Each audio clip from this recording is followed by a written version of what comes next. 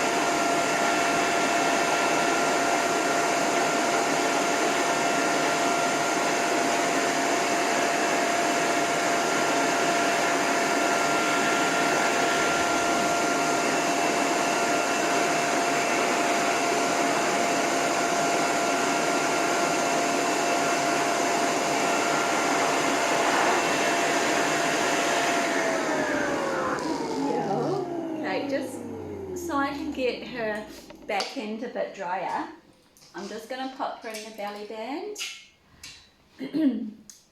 Little thumbs up. Come around this way. Excuse me.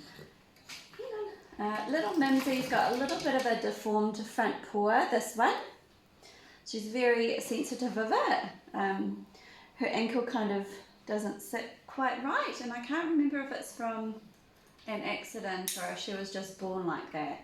I have been told, but it was a long time ago now, so I can't quite remember, sorry. But she is very sensitive about it. And that's my girl, so I'll just shut this door.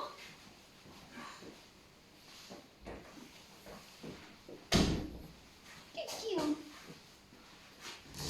That was my Winnie barking.